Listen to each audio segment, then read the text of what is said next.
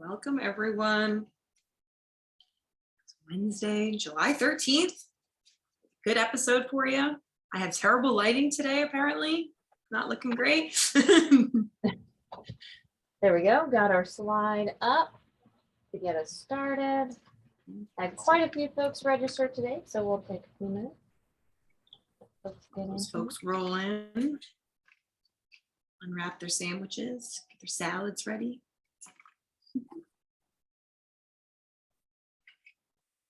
I had leftovers personally of Indian food I made last night. Very exciting. Food. You do like an amalgamation of lots of different meals and put it kind of all together. I went with flock paneer. Very good. Very good. Very, very good. Just one oldie but a goodie. Yes. Wonderful. Well, it looks like most of our folks are trickling in. The numbers are getting slower as they rise. So I think we're ready to go, Jen. Sounds good. Great. So everyone, welcome to the show. In today's episode, we are so excited to have our very, very own Jenn Harrman as our guest today. So she is the Zero Waste Program Manager for Metro Nashville Waste Services. And she is also our lovely co-host for Sustainable in the City. And so we were really excited today to talk about recycling and plastics recycling in particular in Nashville. Want to remind you that Sustainable in the City is a partnership between my organization, Urban Green Lab, and Jen's organization, Zero Waste Nashville. And so we're excited. We're going to talk about all things recycling as it comes to Nashville, because we know that you go to any other county and it'll be completely different. So this is Nashville specific, but it's going to be really great. And so Jenn, besides having leftover Indian food today, how are you doing? Are you excited for your wonderful both guest and co-host day? It's going to be very exciting. There's a lot of logistics. I've got multiple screens, so it's going to be great. I am super excited, though. We did this episode. This was our very first Sustainable in the City episode that we ever did. So I'm excited to bring it back. Folks always have questions about recycling, so it's always good to have a refresher for those that you were there the first time. Or if this is your first time seeing this presentation, hopefully it will shed some light onto how we manage our recycling program here and why we have the rules that we do. But other than that, doing good. It's a beautiful day out there and I'm just ready to chat recycling. Fantastic. I'm ready. So let's get into it. So I'm going to go ahead and flip us to our next little screen here. Because first and foremost, I want to remind everybody about how to use the chat and Q&A feature. So for those of you longtime Sustainable in the City guests, we've used the chat for every single episode, but now we are switching for our questions to use the Q&A feature. This is going to be really important today because since it's just myself and Christina, it's going to be a little bit more cumbersome to try and keep along with the chat. So we want to make sure that we capture all of your questions so they get asked. So the way to do that is make sure you're putting any questions you have for me or for Christina in the Q&A feature. So you'll see that in your Zoom controls. It's two little talking bubbles and it says Q&A. So you can click on that and be able to use that feature. So make sure you're doing that. Also, we should make sure that we have our settings for Q&A set up, that you can see all questions. You can also upvote your questions. I have made those all features that you can use. So you should be ready to go there. So that is the chat and the Q&A. And to get us started, let's go ahead and do a really quick question in the chat so you can get used to using that feature, because we want you to make sure that you're still sharing resources and chatting with each other about the topic in the chat. So today's question for everybody is, I'm curious to know, what recycling services do you use? Do you use Metro programs? So do you have Metro's curbside program, or do you use our drop-off facilities? Do you have private services for mixed recycling, or maybe you have private services for items like glass? So let us know what kind of recycling you do at home, or at school, or at work, or however you do that. Excellent. Lots of drop-off use. Oh, excellent. Oh, someone does glass drop-off. I like it. Drop off the glass. Excellent. Elizabeth, I love that. Curbside, but drop off for glass because glass doesn't go in curbside. Nice. Oh, Ooh, you have excellent. Turn Up Green for miscellaneous items. Very nice plug there. Very nice. I love people referencing Kirby. Kirby, the curbside recycling cart. I absolutely love it. Oh, private pickup.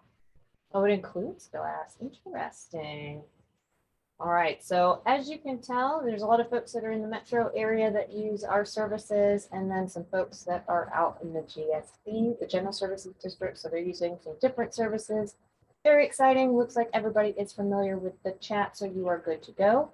Also, just make sure that while you're in the chat, make sure you list the to everyone so that everybody can see all of your comments. I did notice a few folks chatted their answers to hosts and panelists, so change it to everyone so that you can keep that conversation going with more than just myself and Christina. And with that, I just want to let everybody know before we jump in that every episode is recorded, as you probably are aware, and we'll put that on YouTube. So don't forget to subscribe to that YouTube channel. That's the Urban Green Labs YouTube channel where we share our playlist. So there's a link to that in the chat. And also, we are very, very excited. We've already got next month's episode set up. It's going to be August 10th, so I hope that you'll all join us as well as we discuss the heat island effect and ways we can protect our most vulnerable neighbors from this silent threat. So that is going to be a really exciting episode, really excited about it. You can go ahead and register for that now. And with that, are we ready? I think we're ready. I think we're ready. So do I introduce you? I guess so. Okay. Well, hello, everyone. We are ready to introduce our lovely guest, Jenn Harrman, the Waste Reduction Program Manager at Metro Public Works. And she's going to be talking to us about bottles, jars, and jugs, why only some plastic is recyclable in Nashville. So our wonderful esteemed guest, please go ahead. Excellent. I realized that I forgot to update that this should be not Metro Public Works anymore. So I'm at Metro Water Services. That was my bad. It's also not January 13th, 2021. Excellent. But we'll go ahead and get started. It's still all perfectly up-to-date, relevant information for today. So we're going to talk a little bit about Metro's recycling program, just the basics of our acceptable plastics. We're going to talk about why. So by looking at the economics and infrastructure required to make what you put in the bin come out the other side as new goods and products. We're going to talk about how, in terms of China and how international bans on plastic recyclables has changed recycling, but also dispel some myths about recycling. And then we're going to jump into what do we do now, now that we know all this information. So first off, what plastics can you recycle in Nashville? So Metro Nashville's curbside and drop-off recycling, Metro Nashville offers curbside and drop-off recycling services to provide access to recycling for all residents in Davidson County. Curbside is offered to residents in the Urban Services District. So that's the ugly green color that you see on your screen there. And that includes about 140,000 eligible households. And we collect over 11,000 tons of recycling annually from that program. For those that do not have curbside service, we do have our 10 drop-off locations and 4 convenience centers where residents can drop off recycling. That program collects over 6,000 tons of recycling each year. And these programs are funded by the city's general fund. So that comes primarily from property taxes from sales tax across the county. In particular, the Urban Services District, they pay an additional property tax, and that pays for that access to curbside trash and recycling services. Now, in Nashville, we only recycle about 13% of the waste that we generate. And of that 13%, 28% currently is not actually recyclable and ends up in a landfill. Now, this is better than where we were. For some of you, you may remember that in 2020, we had a contamination rate of 46%.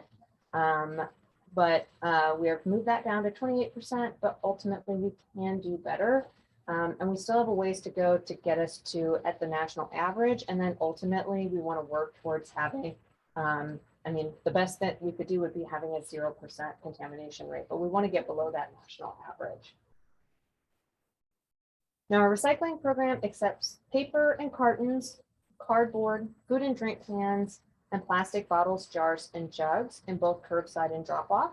We also accept glass at our drop-off sites. But today I'm going to focus on pretty much just the plastics.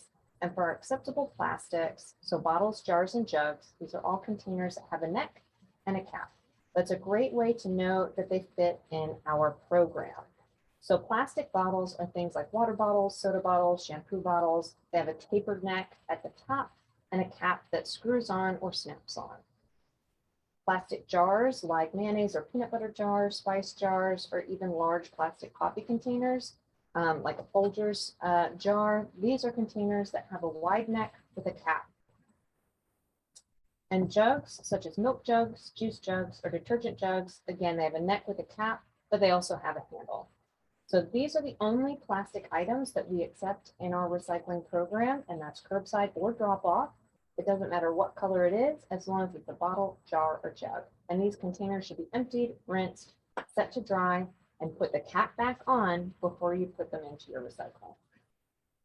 Everything else, leave it out. Plastic bags, bulky plastic, garden hoses. If it does not fit in the category of a bottle, a jar, or a jug, it is not currently recyclable in our program. And the first thing I want you to do is really and truly untrain yourself to see the numbers, see these numbers or these symbols as a symbol of recyclability. These do not mean that something is recyclable. And for most everyone, they are just frankly confusing. Boom, confusing. I can say with certainty that right now, all number 3 through number 7 plastics are not currently recyclable in Nashville, but not everything with a number 1 or number 2 is recyclable either. So truly, please forget the numbers and keep it simple. Yes, the numbers do have a meaning. They refer to what type of plastic resin that product was made from. So I like to think of it kind of like wood. You might have oak or bamboo or teak, and they all have different qualities that make them good for different uses. Same with different types of plastic, but that has nothing to do with whether you put it in the recycling bin or in the trash. The numbers were designed for use by recycling processors for use in the remanufacturing process. They were not designed for consumers to determine recyclability. So forget the numbers and stick to bottles, jars, and jugs. Okay, why? If I could sum it up in a nutshell, it's because recycling isn't magic, it's part of our economy. Recycling doesn't happen because you put something in the bin. That's part of it, but that's not why it happens. For something to be recyclable, it has to be a raw material that manufacturers down the line are buying and using to make valuable new goods and products. So that item must make it through a process to get it from your bin back onto the shelf. It must be able to be collected. It must be able to be sorted and baled. There must be a recycler with the right equipment to turn those plastic items into plastic pellets. And there must be manufacturers that can use those pellets to make their products. And all along this process, there are points that impact what we can and cannot recycle here in Nashville. So I'm going to break that down. For Metro's program, we provide the curbside and drop-off collection. Our role is to provide access for residents to recycle and collect the material for recycling. So we're the ones that are actually going out there and picking it up. After we collect the material, then it must be sorted and baled into the commodities recyclers are willing to buy. We contract this process out with WM, formerly known as Waste Management, and pay them to sort material at their sorting facility and find buyers for the material. Now, as a side note, the setup that we have here in Nashville is just how Nashville has this currently contracted out for this part of the process. But I want to note that not every recycling program is going to be set up the same way. As Christina said earlier, you're going to see different programs from county to county, municipality to municipality. Even regionally, recycling programs will vary based on the budget available for collection and what sorting facilities are available. So Franklin might be different from Murfreesboro, which will be different from Clarksville. It just depends on how this part of the process has been set up. And the way that our contract works here in Nashville currently is we first pay our contractor per ton to process all of our material. And then we share the profit of what gets sold to recover some of our costs. But then on top of that, we also pay an additional fee for the material they can't sell. So that 28% of collected material that's not actually recyclable, it's still, they're not able to sell it, so it still has to go to landfill, and we have to pay extra for them to dispose of that trash. Now this is WM, or Waste Management Sorting Facility here in Nashville, where all of our recycling goes after it's been collected. And this facility and other facilities like it are specifically designed to sort recyclable materials. They have special equipment to sort out the different materials we accept in our recycling program. But they're not designed to sort our recycling out of trash. Trash, a material that is not accepted in our program that ends up in the system, it is not only not recycled and still sent to landfill, it also breaks the equipment and it gums up the entire system. Things like garden hoses and bulky plastics, they can't make it through even the first step of this process. There's a piece of equipment called a drum feeder that shakes out, it's the very beginning of the process, and it shakes out piles of recycling so it's evenly distributed on the sorting line, on the conveyor belt, and things like garden hoses, chains, heavy and bulky objects, they can't make it through that first piece of equipment. They get stuck and they potentially can break it. And that means it has to be shut down. They have to pull that material out by hand, make repairs, or even worst case scenario, replace the equipment. Plastic bags and bag recyclables will make it through the drum feeder, but these are the kinds of materials, as you can see in the image here, they'll wrap around the wheels and turning discs used to keep the process moving and sort out other materials like the cardboard screen seen here. Again, you have to shut this equipment down, cut those bags and film plastic out by hand. And for our program, these issues are things that are happening on a daily basis. Now, when it comes to sorting the plastics we do accept, this is mostly done by hand. So it's, as you can imagine, not the easiest thing to do, as you're also trying to do that at your own bin or at the drop-off sites. There's not a lot of time. In fact, there really is no time to check for numbers. Staff are pulling out types of containers they know can be sold. So bottles, jars, and jugs, they're identifying those visually and putting them into different piles. Waste Management, or WM, they did invest in a new piece of technology that was installed in early 2020. And so that's what you see here. It uses a digital eye and an airstream to sort out one type of plastic in particular, and it makes this process more efficient and reduces some of the human error that goes into sorting by hand. All right, so if it can be sorted, then it can be shipped on to recyclers. Before new products can be made, the bales of recyclable plastic are processed into a product usable by manufacturers to make their goods.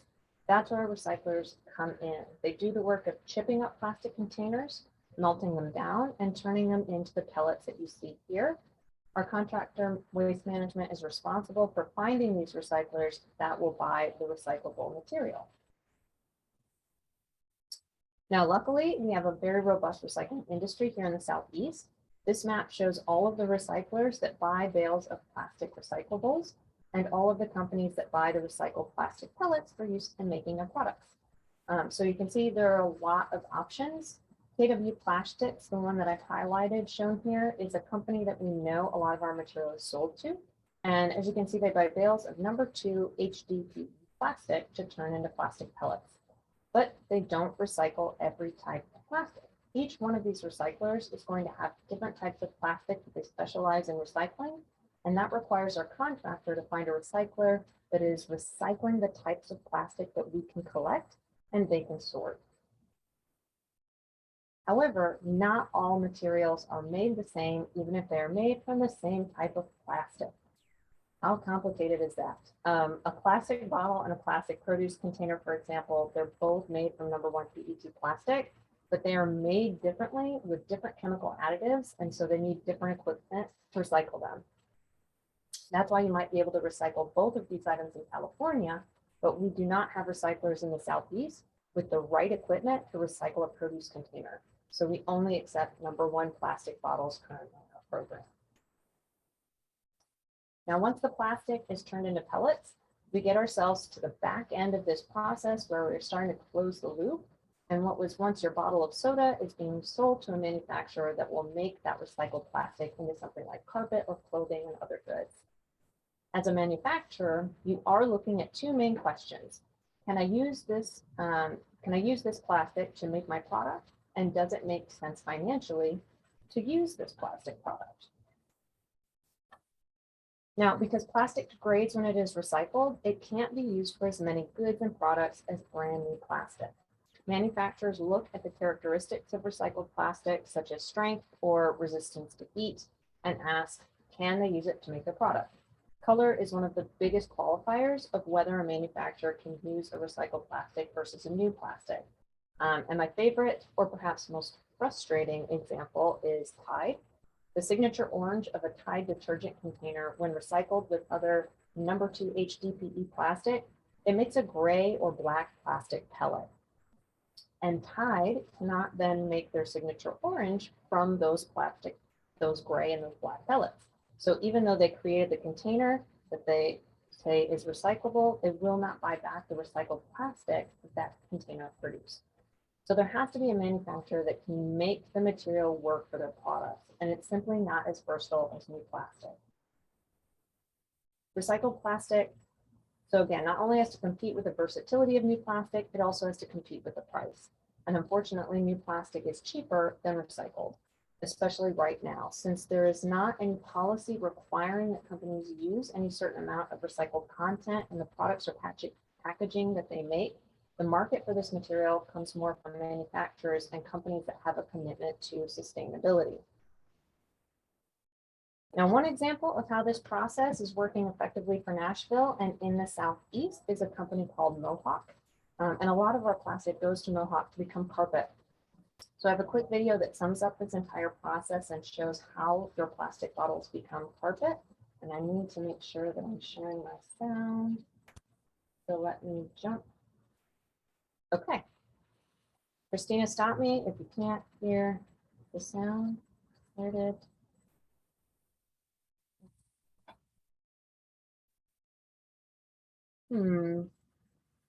Not playing, is it? All right, everybody. Give me 10 seconds and I'm going to pull this up.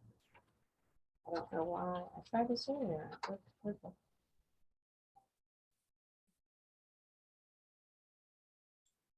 Friends. Okay.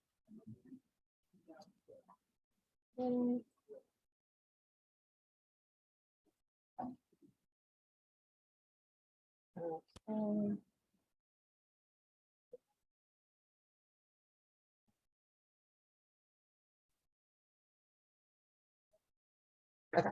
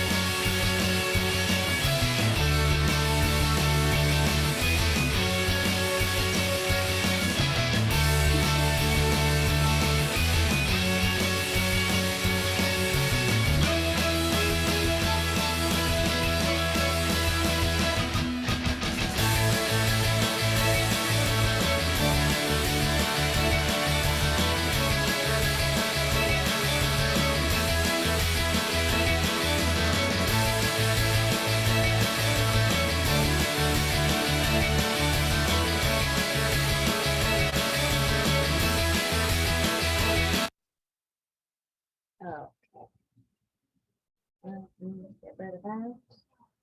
I just love that video because it shows just so perfectly how this process works. and how things become, how those plastic pellets are made and how they become a new product that's actually being used, which is really what recycling is all about, right? Is collecting those commodities and turning it into something that actually is used. Okay, so from collection to sorting and baling, to processing into pellets, to selling that plastic to manufacturers, this entire process and what is available to us here in Nashville to fit into this process, this is how we get the bottles, jars, and jugs. So these bottles, the jars, the jugs, they make up the three commodities that have a strong market for manufacturing into new products. They have recyclers with the equipment to process that material, and they are able to be collected and sorted. So bottles, jars, and jugs. That's the plastic we can recycle. But now that you know why those are the only plastics we accept that we can recycle here in Nashville, let's touch on why that is different from what we have accepted in the past. So since the 1970s, the plastic industry has been marketing that all plastics are recyclable. That is where we get the confusing numbering system from. Plastic producers have always and still want you to believe that all plastic is ultimately recyclable, but it's not, for all the reasons that we just talked about and more. However, their marketing efforts did result in recycling programs across the country, including here in Nashville, preaching quantity over quality. So throw it in the bin, participate in recycling, it's easy, throw it all in there and we'll figure out how to recycle it. It put the responsibility of recycling on consumers while also making you believe that all of that material was actually getting recycled. At the same time, China was also buying up a lot of the United States plastic recyclables, so about 33.4%, meaning there was a high demand for plastic material. We are not necessarily shipping our plastic in Nashville to China, but the high demand meant that the recyclers in our region were willing to pay more money for less quality material. We were essentially able to sell non-recyclable plastic trash with our recyclable material. Then in 2018, China effectively banned the import of recovered plastic and stopped buying all that recyclable plastic from the United States. So now recyclers in the US are no longer competing with the high demand from China, and with an excess of material available across the country, recyclers, even here in the Southeast, can pay less for the material and require a higher quality product. So what that means is we can't sell our trash anymore with our recycling. And I just want to note, it wasn't being recycled, it was just being sold. So I'm often asked why we can't recycle more. Okay, we can do bottles, jars, and jugs, but when are we going to be able to recycle this? Why can't we recycle that? And I'd really like to challenge you to ask a different question, because how can we really think differently and think upstream to find solutions that prevent waste from being created in the first place? If we don't create it, we don't have to figure out how to get rid of it, and we don't have to pay for how to get rid of it. So how can we rethink, redesign, reduce, and reuse before thinking about how we can recycle it? Because this problem is absolutely not going away. We are making more and more plastic, and this trend is expected to continue to at least 2050, with the majority of new products being single-use, hard to recycle packaging. Now, there are potential markets, yes, for a few more materials beyond bottles, jars, and jugs. So we do need to make improvements, and there can be improvements to increase and improve recycling, but only a small part of that can be led by individual action. There are so many other factors at play that requires big change to be able to effectively recycle. It requires enacting new policy, making producers responsible for the waste their packaging and products create, bigger investment in recycling infrastructure, building market demand for using recycled material, and more consistency across the country in what can and cannot be recycled. But ultimately, even with all of that change, recycling just isn't the solution to dealing with all of the plastic waste that we are creating. The most recent percentage that I saw is less than 6% of plastic out there is getting recycled. So when it comes to recycling, as individuals, focus on quality over quantity and only put in your recycling in materials that can actually get recycled currently in our program: bottles, jars, and jugs. And for everything else, I'm a big fan of architecture, so I look to the great architect Mies van der Rohe. And less is more is something that he always said. The best thing you can do to fix this problem is not create the waste in the first place. As an individual, you can make a change by buying or getting less, refusing what you don't need, and reuse or repair items when you can. Say no to unnecessary plastic like plastic cutlery, straws, bags, other products you only use once. You don't need those. When you do buy, can you buy used, recycled, or recyclable, buy local, or buy from companies that share your values for sustainability? So really using your power of purchase. And when all else fails, recycle what you can, but only what is actually recyclable. Again, the bottles, jars, and jugs, and leave everything else out of your bin. But again, only so much that we can do as individuals. We really have to ask for bigger change from the top. So stay educated on the issues and vote for leaders that reflect your values is very important. There's a lot of federal legislation on the table right now that can make some big changes. So advocate for this legislation as you can that aims to reduce plastic waste, increase recycling infrastructure, and make producers responsible for the end life of their products and how they impact our communities and environment by contacting any of your elected officials, especially at the federal level. So those are kind of my big top tips for you. That is my last slide that I have on our in-depth talk into plastic and plastic recycling. And as you can see here from this pyramid, all of these other items should come first before you try and recycle. All right, Christina, I got through that pretty quick, so I know there's going to be a lot of questions. There's not too many right now, so get them in, folks. Get them in. We got 6 or 7. Another one just came in. Thank you, Karen. Fantastic information, Jen. Really appreciate it. Let me just say that we're going to answer that one live. Great. I don't think I missed any in the chat. There was one question about whether or not cartons were recyclable, but that is, yes, cartons are recyclable, but that is lumped more in the paper section of recycling. So I don't know if you have any other quick tips on kind of the non-plastics that are recyclable in Nashville that you could share with the folks. I think that would be helpful. Yes. So just in general, all of the other materials outside of plastic. So I focused on plastics today because I think it's it really helps to illustrate that this is part of an economic process. And that's going to be true for any of our other materials, whether that's paper, cartons, cardboard, food and drink cans, all of those materials. So cartons are a great example. I've worked with our contractor very closely to understand how cartons move through this process.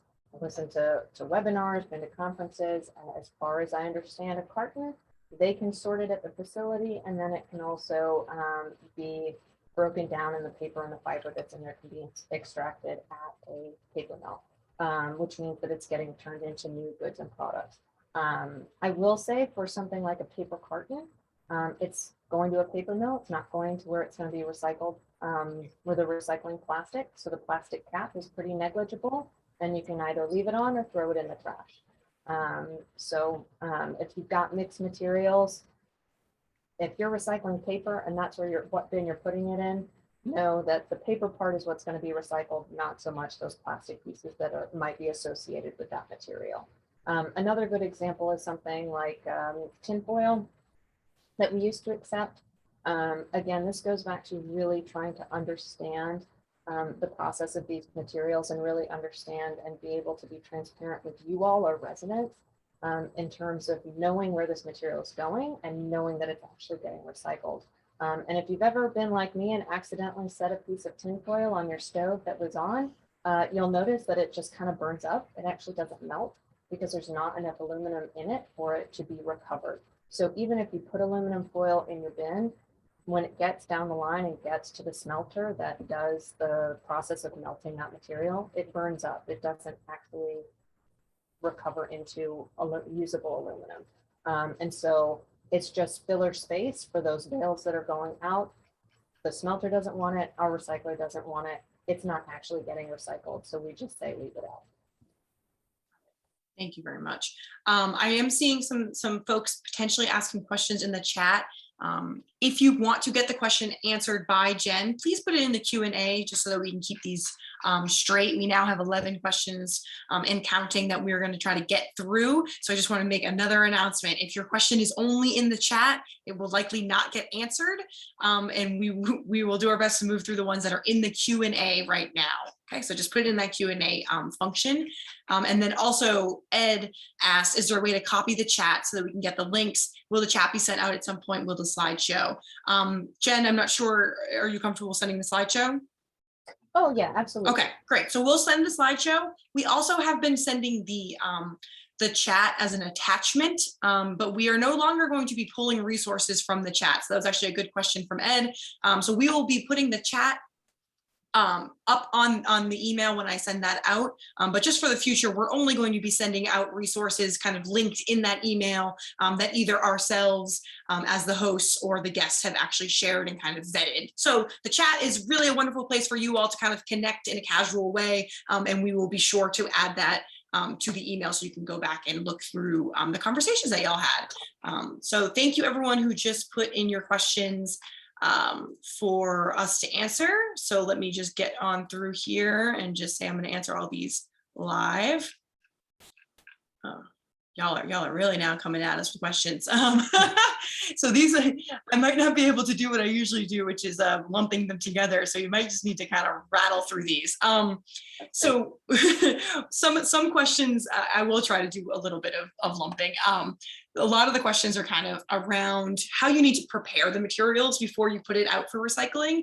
So Elizabeth is asking, is it necessary to remove paper or plastic labels on glass containers before recycling? And then I think you touched on this, but someone else also asked, I apologize, for cartons. Angie was asking if the plastic spout and cap area must be removed or should be left in place. What is the best practice? So kind of labels on glass, and then for cartons, any kind of plastic parts, what do you need to do with those? Yes. Okay. Labels. That's a really great question because it can be a little bit complicated. For the most part, labels really aren't a problem. The biggest issue is coming from those plastic containers, like I get Kroger half and half in a little plastic bottle that has a full sleeve plastic wrapped label. And so taking those labels off can be important for it to be effectively sorted. So most labels, I would say no, especially paper labels, not really that big of a deal, but those big full wrap plastic labels that completely cover the bottle. So that optical sorter that I showed, if you don't take that wrapper off, it's not gonna, the optical sorter won't catch it. So it just really helps in the sorting process if it's a full wrap label. If that is clear to everyone what I'm saying when I mean a full wrap, I wish I had an example with me, but otherwise most labels aren't that big of a deal. Glass bottles are usually pretty fine. I've not had an issue or had our contractor come back and say that we need to start being more aggressive on removing labels. So for now, there's that. And then, oh, cartons. Yes, that's another thing. I've never had them tell me that you need to remove the plastic cap. Personally, I always throw away the plastic cap just because then if you've rinsed it out, it'll prevent it from getting nasty inside if you still have a little few drops of water and stuff inside there, if there's still some moisture in there. So I just toss the cap because it gives it more opportunity to dry out on the inside if I didn't let it fully dry for some reason. But either way, it's not going to impact the process. So whatever works for you. Great. So we don't have to be so worried about kind of those like little parts involved. And then Elizabeth actually just asked, I might have missed it, but how clean do we need to get the plastic containers? Yeah, that's always a good question. So these are, I think it's important to remember that these are commodities. So they are products that are being used to make new goods and products. So the commodities that the recyclers are buying, they want clean product. Also, the cleaner your product is, the less likely you're going to contaminate other materials. So this is really important for things like paper and cardboard. Cleaning out and rinsing out and drying out your materials, especially those containers, if you have single stream, especially, can prevent paper and cardboard from getting wet and gross and contaminated to the point that that material can't be sorted and recycled. You can imagine a wet paper mess ends up in the trash, even though that down the line, once it got to a paper mill, it's going to go in water and it's going to be pulped. It can't be sorted when it's wet at the facility. So it ends up in trash. So it's just important clean, empty, and dry. If there's, you know, if there's the tiniest speck of peanut butter in the peanut butter jar, it's not that big of a deal. But you want to get it as clean as you can within reason. Some people put it in the dishwasher. I don't clean my recyclables in the dishwasher. It's not necessary to be sanitized. You just want to make sure that that food and residue is empty and it's as dry as you can get it. Great, wonderful. And that's really good information about the fact that it's pulped at the end. I've kind of thought that before too. It's like, well, it's wet there, but it's, yes, the recycling needs to be sorted first. It needs to be dry and easy and not a big clump of mess. And then it gets clumped and messy. Yeah, so exactly. that was great. Wonderful. Betty just asked, do they need to be dry as well as clean? But I think you just handled that question. So thank you. This is another one that you have handled, but I just want to make sure that everyone is getting their question answered. Carol Ann asked, orange plastics, kind of like laundry detergents. Those are A-okay as long as it's a bottle, jug, and a now I can't remember bottle, the other jar, one. Jar. It's okay regardless of the color. So it that is. There used to be a lot of kind of no black plastics and some of that stuff.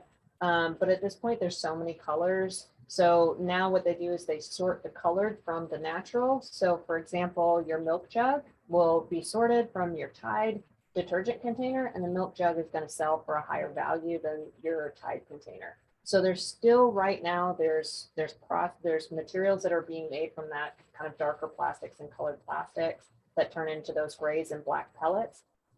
So you absolutely can recycle both of them. Yes, it's just there's going to be an economic difference there. Perfect. So if there's an option to pick a natural colored or clear as opposed to a colored, that's what I always go with, because I know it's going at a higher value. There you go. You know, there'll be more likely a market for it down the road, so you might want to get used to it. But you certainly can at this moment recycle the colors as long as all the other conditions are set. Wonderful. Annie asked an interesting question. So we talked about the fact that aluminum foil is not recyclable in this market, but if you squeeze it into an aluminum can, does that change anything? Or is that a no-go? Please don't do that. No, it doesn't change anything. It's still not going to be recovered in the long run. It's not really going to impact the process so much. It's still going to be able to be sorted with the aluminum can. I mean, even if you scrunch, it's going to be the same though if you scrunch it into a ball versus if you scrunch it into a can. The metal can is going to melt, and then after that can melts, the aluminum foil is going to burn up. So. Got it. Perfect. And then kind of, you have done such a wonderful job, Jen, of explaining all of this recycling, but there are, of course, other things to consider, other materials to consider. And I apologize if I'm not pronouncing the name correctly, but Jintari asked if there's a convenient one-page summary with Metro curbside recycling aspects. And I know that there is, and it has been shared in the chat already. So thank you to the folks who sent that waste residue out, but I didn't know if you wanted to say anything else about that, Jen. Yeah, so we definitely do have some like one-page posters that are basic information, and we have that in 4 different languages: English, Spanish, Arabic, and Kurdish. But what we really encourage folks to do, especially for English and Spanish, is to use our waste wizard. So it's on our website. It's also an app that you can download to your mobile phone or mobile device of any kind. And it allows you to, there's a feature in there that's called the wizard, and you are able to search materials, and it will tell you exactly whether or not it's recyclable and where. We've also done a lot of work to try and include information about, like somebody had mentioned, turnip green. So we have in there, when there's materials that we know, hey, maybe this might be able to go somewhere else that's not a Metro program. We can't keep, you know, hours and dates and times that those facilities are open, but we can at least try and share, hey, you might try a packaging facility for this. Like, for example, packaging peanuts, UPS used to take. They don't anymore, but, you know, things like that we try and include as well. So you might find some additional options for materials, as well as finding out whether or not they're recyclable. Perfect. And that's actually the fact that you talked about turnip and kind of other folks who take different materials that aren't kind of traditionally recycled. Turnip Creative Reuse is a fantastic place to bring a lot of these non-recyclable items, but then they also have their own, it's not a waste wizard, but it is some type of kind of kind of clearinghouse of what they accept and then also what to do with the things that they don't accept. So it's like you can kind of rabbit hole your way. Like, can I actually recycle this? No, maybe I can bring it to Turnip. Oh no, I can't bring it to Turnip. And then they also have kind of other places that you can go to. So I will I will put that in the follow-up email. So that I think is also getting to Anita's question, which is there anybody doing a particularly good job at using recycled reuse material so we can support and celebrate? So I just didn't know if there's anybody else that you wanted to kind of draw attention to, but I think you did answer that. Yeah, and I will say too, like there's for glass recycling, if you want curbside, I mean, we recycle glass at our drop-offs, but there are curbside options that are out there, and there's some really great companies. Just Glass is a really great company out there that's collecting glass. And their business model and the folks that they hire is just, it's a wonderful thing to support while we don't currently have curbside glass collection. Excellent. I just saw somebody put Sage Refill Market, Goodfill, those are places. So I always want to encourage, again, the higher level. How do you not create the waste in the first place? So places like the Goodfill, places like Sage Market, or any kind of bulk that you can do, you know, bulk purchasing as opposed to individual purchasing. Yogurt is my big thing because I eat a lot of yogurt and I don't want to eat single use, so I use the larger container. But those are things that you can do as well and should support those types of things on the higher level before you get down to the disposal. And I've created waste, now what do I do with it? But trying to find the ways to not create the waste in the first place. So I'm going to kind of keep going on this theme of kind of specific questions about how to recycle, and then we have quite a few questions that I'll put together as well that are more on kind of policy and higher level questions. So we're going to continue on this. Laura was asking if you have a choice to use detergent from a cardboard box or a plastic jug. Do you have a recommendation for that? Oh, I go with the cardboard, like for my dish detergent, I use the cardboard powder stuff. I know that cardboard can get recycled, and ultimately I just try to avoid plastic at all costs, because the more we buy plastic, the more plastic is going to be produced. And so if I can avoid it at all costs, but at the same time, if there's, you know, I do try to find the material that for the item that I'm purchasing, I try to find what is going to be the least amount of packaging, or if I have to have packaging, what's going to be recyclable. And sometimes that is a plastic bottle. But yeah, for that one in particularly, I try to avoid plastic if I can. Same. And I think you answered this. We just want to put the lids onto bottles and jars when we're recycling them, right? So what should we do with those? Yes. Yeah. That's a good question to come back to, because plastic, so when it's a plastic container, put the caps back on, because in the process, when they chip the material up, the caps are actually a different type of plastic. They are ultimately trying to recover the bottle, not the cap, but they have figured out how to sort those two different plastics, and then usually those plastic caps are sorted separately and they're able to go on. It's not what they want. So folks have asked, can I put the caps inside of a jug and then seal that jug up to be able to recycle all those extra caps? It's not what they want. It's not what our contractor wants. Ultimately, you're selling the bottle, not the cap. So the cap can be recovered if it's put on there, but we do ask that you not put additional caps inside of the jugs, bottle jars or jugs of the plastic. Now, when it comes to other materials, so glass, remove that cap, whether it's a plastic cap or usually a metal lid. So metal lids can be removed from the plastic jar, recycle that metal with your food and drink cans. That's actually okay. And then the jar can go separately, or the glass bottle. But if it's the same type of material, so plastic on plastic, put the cap on. Plastic or metal on another material, take that off. Perfect. Thank you, Jen. And then you can be like me and have bags and bags and bags and bags of glass bottles that I have not brought to the drop-off site. Yep. So long. I think I have a little bit of a problem. Let's go here. Is Nashville plastic so clean? Abby was asking something about SA Metals, says that they accept clean aluminum trays. Do you know why they are able to accept those? So SA Metals, they do scrap. So we talked about our kind of traditional recycling program.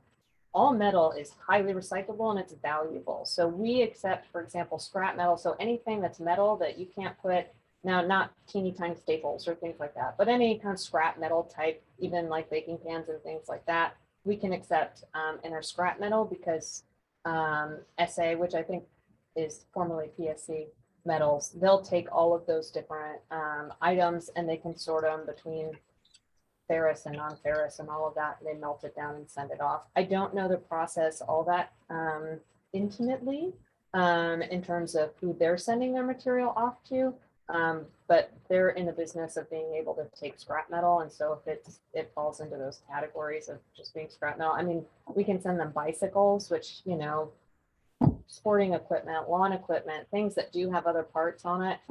They're able to kind of do whatever they do to get the metal out of those materials. And they have said that those things are acceptable in our scrap metal and they'll take them.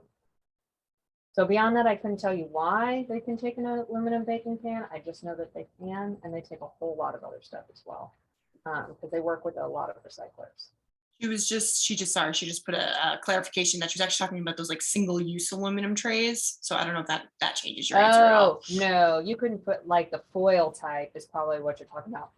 So any of that foil stuff, I don't know if they are accepting that. I've never heard that they've accepted it, and we certainly wouldn't allow them in our scrap metal. Okay, perfect. Thank you. But I can look more into that.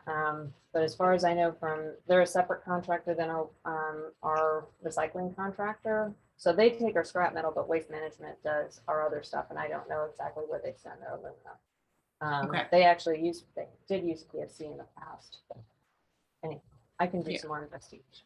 Okay, perfect. And that's actually a good plug that if you don't get your answer, you know, today, or if you're looking for more information, you can always reach out directly to Jenn after this episode, and she will hunt down that answer for you if she can.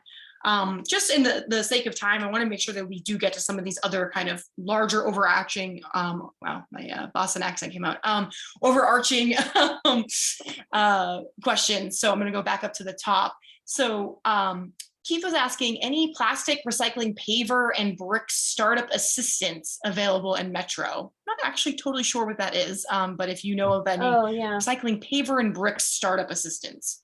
So I don't know that there's any assistance. I will note that plastic is starting to be used quite a bit in building materials, which is great to try and find new uses for that material. I've heard about it with brick.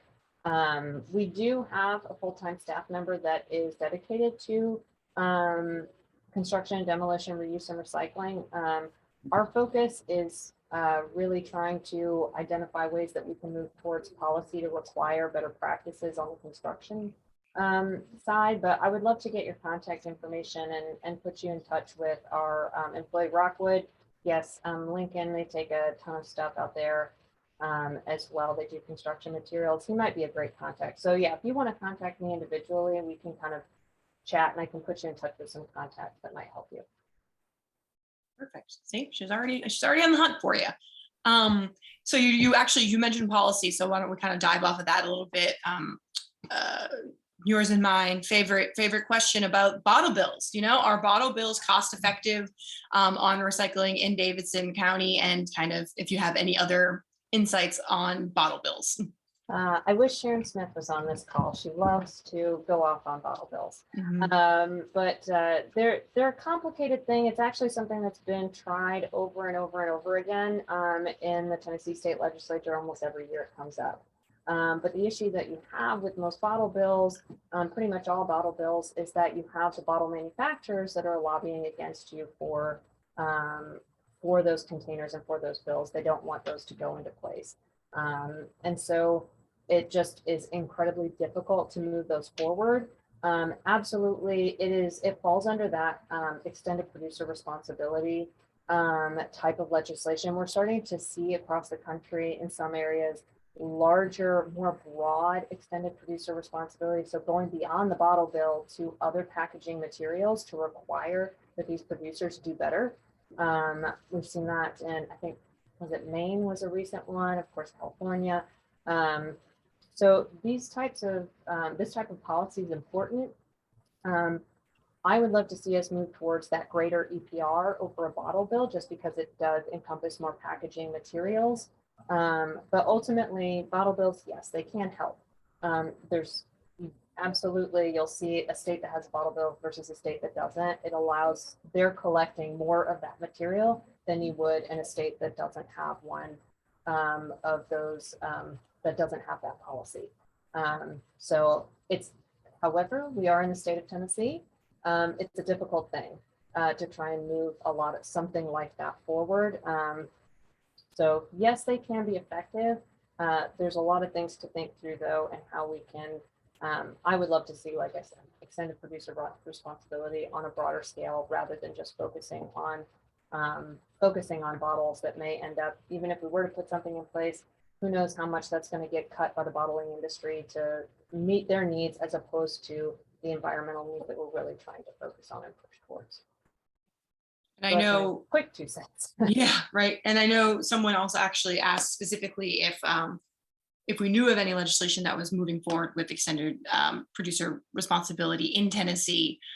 So I don't know of any active ones, but I will say as a teaser, I do know some smart people who are working on that, and I will leave it at that. So I think that hopefully we'll see something down the line of something introduced, but I think that is nothing official at all right now. That I'm aware and I of would either. note too, yeah, I haven't heard of anything official, but I would also note, this is why I say, talk to your elected officials, let them know that you want to see this, and let them know that you care about these things, because otherwise they're just making decisions on, what's benefiting. Yes, they're making their decisions the way they're making their decisions. And if you don't voice your opinion, then they don't know how you want them to move these things forward. Exactly. And there's a question here also about a bag ban in Tennessee. I feel like that's roughly kind of the same we overarching answer. It's a ban on we actually have a ban on plastic bags. We have a ban on bans. Yes. Of all packaging. So it's not just plastic bags. I know the state at one point wanted to do something. Basically, they said, we banned the ability for local governments to be able to ban packaging materials because we wanted it to be statewide instead of piecemeal, except the state has not managed to move anything forward that would be a statewide ban. I will note though, in terms of plastic bags, that places like Kroger, for example, they have a company goal to get rid of and stop using the plastic bags. I can't remember what the exact goal is, but it is their goal to move that forward. And so they would be supportive of something like that. So it's really great to have such a large company with a large presence in the state that would be able to support that type of legislation. Oh, excellent. Thank you, Abby. Stop using plastic bags by 2025. So it would be nice if we could move that forward, but right now, so for us as a local government, I would love to ban styrofoam. Styrofoam is the devil. It doesn't ever go away. It's a terrible product. I'd love to ban it, and you have companies like, for example, Sonic, who they have those, I like Sonic ice cream. I very rarely get it because it comes in styrofoam, but they also are in California not using styrofoam. So they have other packaging options. They're just choosing not to do it because it's cheaper and there's not a requirement. So, but we can't do that here in the state of Tennessee at this time. Yes. And we have Sarah asking which elected officials should we contact for this. I think I might have seen something come through in the chat. I have not looked at what was sent, but I will make sure that I add something in our email that kind of points you to your elected officials and allow you to be able to chat with them and make sure your voice is heard. So that's fantastic. And then you mentioned kind of these big stores and plastic bags and moving away from plastic bags potentially. But of course, I'm not sure if we talked about it, but of course they also have those bins where you can bring your soft plastic and it'll get recycled. Someone did ask, do you know if they are recycling that? I think you can kind of ask that for everything that gets sent away and you don't see the process. But if you have any insight on that process at all, I think they would appreciate that. Yeah, most places it's going to be proprietary information. So for example, these big grocery stores, I have no idea. I can tell you for sure that some sort like Kroger, for example, I use it Kroger because I go to Kroger. But their bins look very much just like trash cans. They're not very well labeled. And so if you've got contamination, so if people are using them like a trash can, that material is not going to be recovered. Now, if you do see, which is why if I ever have plastic film that needs to go somewhere, like if I got bubble wrap or something like that, then I would take that somewhere where I know, where I can, frankly, I would like to be able to see inside the container. Honestly, don't usually get this material, so I couldn't tell you where there's one of these in the city, but I know there's one in St. Louis. They have like, it's just like a wire container, so you can actually see, and you can't dump things like, you know, food waste in there. Because if it's contaminated, it's going to be thrown out. Now, if it is clean, the way the way that works is that you have a company that's regularly got a shipping container coming and dropping off material that then it's empty, has to go back and collect more material, right? So that empty shipping container can take things like plastic bags, and that transportation cost is absorbed in their, it's basically free because they already have that transportation cost. It's not an additional transportation cost for them to do that. So where that material is going, it's going to depend on the company. How it's getting recycled, it's going to depend on the company. I have heard that Home Depot, when they do collect, that it becomes, I think they work with Trex, which makes sense because Trex makes plastic lumber. So it just depends on the company. I couldn't tell you which ones are doing it well or where it's actually happening because it's all proprietary information. The best thing you can do though is look for a drop-off location that you can see the material inside and see that it's not contaminated. And that's your perspective. Yeah, see that it's labeled clearly and you feel like folks are not using it as a trash can. Yes. Yeah. And you mentioned costs, and obviously we're talking about something else, but a question that we had is, what is the yearly cost for the recycling services in Davidson, if you know that? Ooh, I don't know that off the top of my head, but I could probably get that to everybody and maybe in the follow-up or a follow-up to the follow-up. Awesome. Wonderful. Yeah. I There will were, note go though, ahead. in terms of our, sorry, No, you're good. in terms of, because it kind of changes every month based on what the market rates are in terms of that program. But the things like HDPE plastic, for example. So during COVID, a lot of those plastic prices, they just plummeted. Most recycling values just plummeted, but that's really shot back up, especially as the supply chain issues have been so difficult. And so now people are turning to this recycled material. So COVID has kind of been kind of good for the recycling industry because now people are like, we need supply. We can get it from recycled material because right now the supply chain for raw materials is so much more longer and getting more expensive. So things like natural HDPE, for example, that price skyrocketed to the point that it's been more than aluminum and more than metal. So anywho, which factors into our costs. That was just a side note, but I will see what I can do to find some costs for you. It's a complex web, so I'll see what I can exactly find. Yeah, for sure. And then thinking about like whether or not there's a market for materials, Carolyn was asking, do you think that there's any chance that the like clamshell containers will be recyclable in this area in the future? Is there work kind of for that, or do you think it's kind of never going to come? I would say the two potential materials that we would add, we're definitely hoping for number 5 plastic. So like your yogurt tubs, your butter tubs, that material, again, don't use the numbers, but polypropylene materials that are recyclable. So things like like the yogurt tubs, that is something that there is a market for. There's just not currently the capacity at the sorting facility to sort it and pull it at scale that's going to be marketable and profitable for them.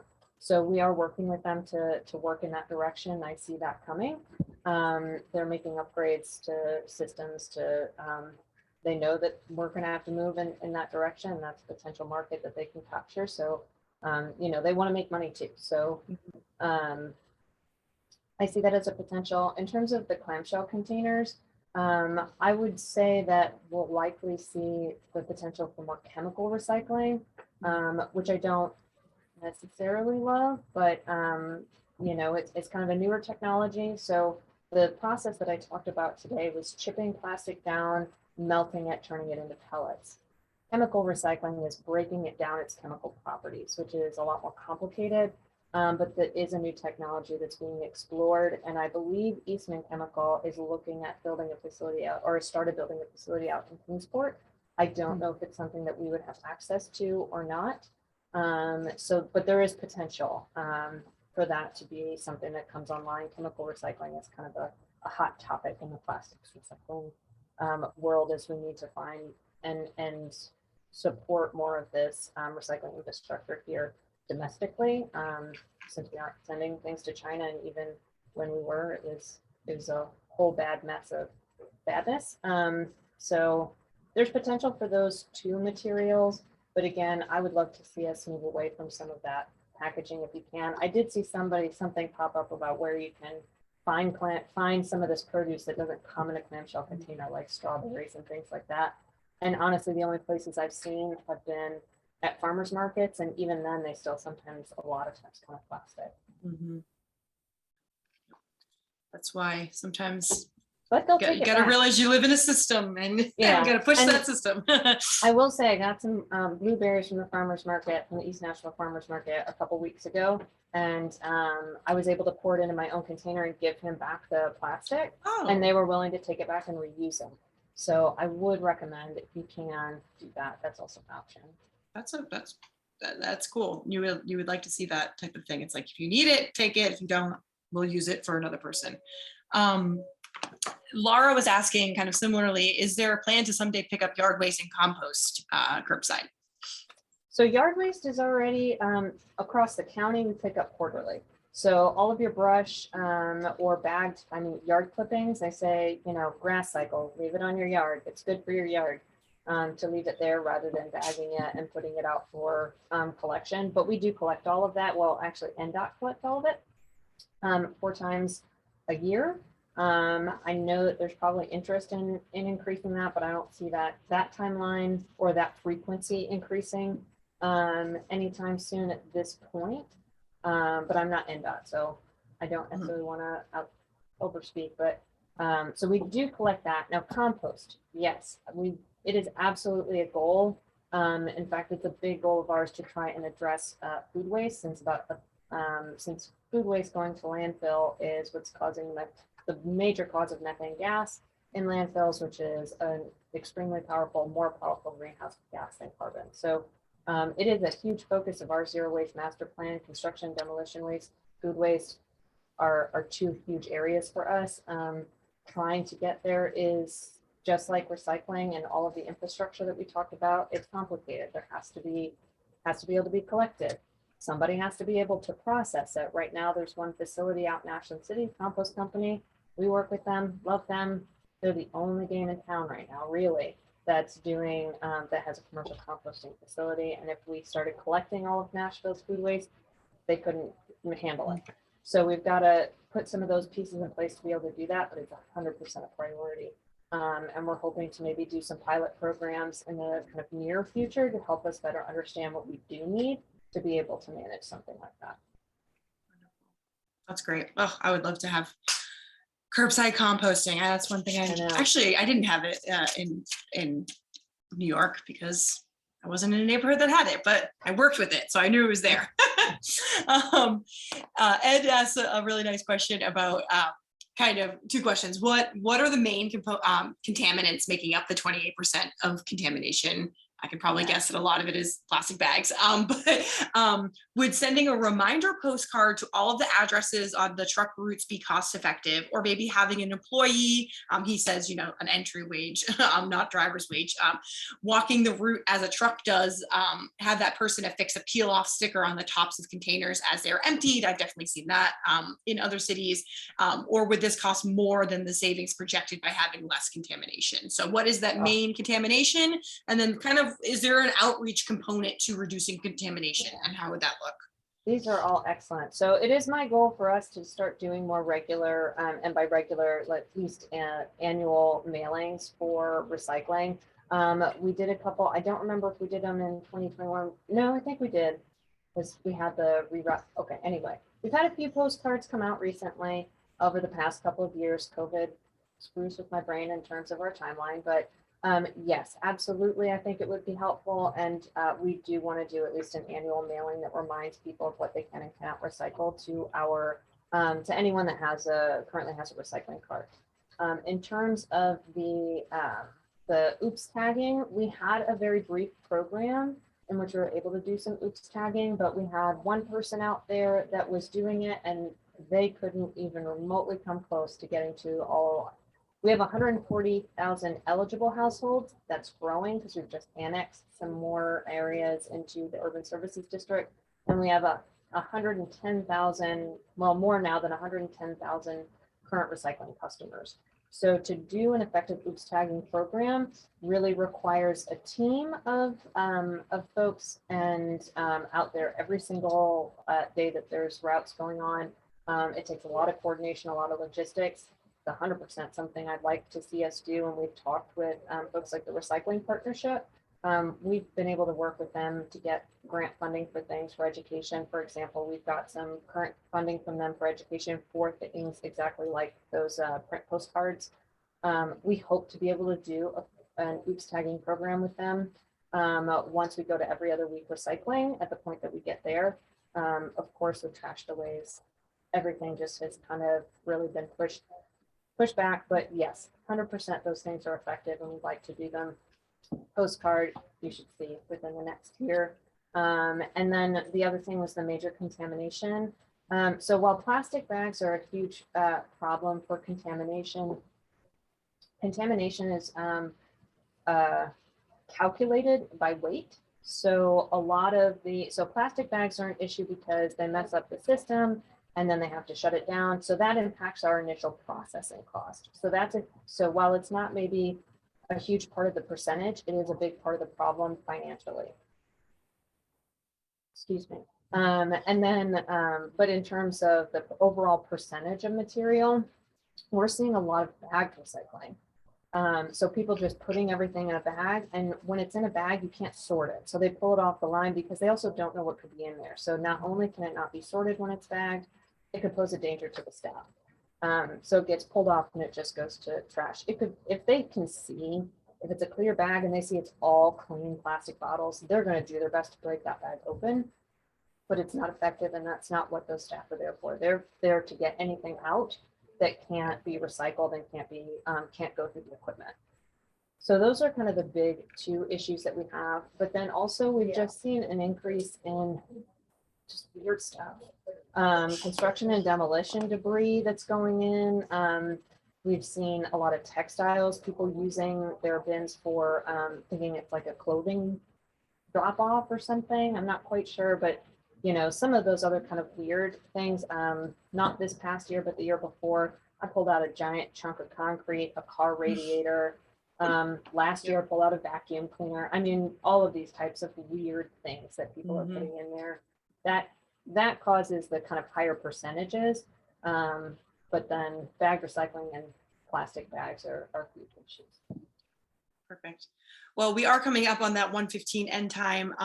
There are a couple of questions still left in here about whether Chattanooga really recycles all 7 types of plastics and what's going on in Cheatham County and if it's similar requirements. So I think we're going to leave those just because we don't, you know, Jen works in Davidson County and that's really where her expertise is. If there is a follow-up question that you really want us to get to about that, reach out and we'll see if we can do, but really want to kind of stick with that. And then just 2 other real quick ones. Metal lids, yes, they do go in curbside recycling. And then a grill would go in scrap metal, not in your curbside recycling. So those ones were really quick. And then the last one I think we're going to end on, is there anything being done for apartment buildings that don't offer recycling? Is there anything kind of being done on the city level to up that number? Yeah, apartment buildings are complicated, that multifamily piece. It is, I'll be honest, it's lower on the list because the amount of material that we could collect and the challenges that come with it just make it kind of a lower priority because we wouldn't be able to collect all that much more material than we currently collect. It seems like a lot, I know, for those folks that are in the apartments, but on the grander scheme of things, 50% of our waste is construction and demolition material. So that is a huge amount of material. And then another third is going to be that food and yard waste. So those are really areas of focus for us currently, because our overall goal is to reduce all the waste that we send to landfill. And for, this presentation, as I mentioned, recycling is just not the solution. But I also recognize that, you all as individuals that live in those spaces want to be able to have access to this. So that's why we do have the drop-offs. Ultimately, I will say that for all of Nashville and Davidson County, cardboard is banned from all trash containers. So in theory, while we aren't currently have the capacity to enforce this, in theory, cardboard shouldn't be going in those bins. So we hope to move, the way I see it is that as we work towards enforcing more of the bans that we have on materials that go to landfill and increase the number of bans that we have, if we're able to do that on some of these materials, for example, requiring recycling as opposed just across the board, that can encompass then those apartment buildings and really address that. It's just further down the line for us in terms of priorities. But I'm happy if anybody has questions on trying to work with their property manager. I'm happy to try and help you out, give you as much ammo resources that you need to try and move that forward. Because I know it's something that folks want. Perfect. Well, I think that's a great way for us to end this conversation. Jenn, thank you for being our guest today and for always being such a wonderful co-host. Double duty. She needs a break after this. Wonderful questions from the audience. Thank you all so much. If your question was not answered or if you have some follow-up questions, please feel free to reach out to myself or Jenn. Looking forward to sending you all of these resources that we discussed. And we'll put the chat in the email as well, so you can go back if there's anything that you wanted to capture from your fellow viewers. And then get ready for August 10th, where we're going to discuss the urban heat island effect, which I'm so excited about. That is one of my most favorite topics to discuss. And that is going to be a wonderful episode. Don't miss it. And I will add the registration to the email as well. So I think we are all set. Awesome. This was great. I appreciate y'all, and we'll see you August 10th. Yes, wonderful. Bye, everyone. All right. Bye.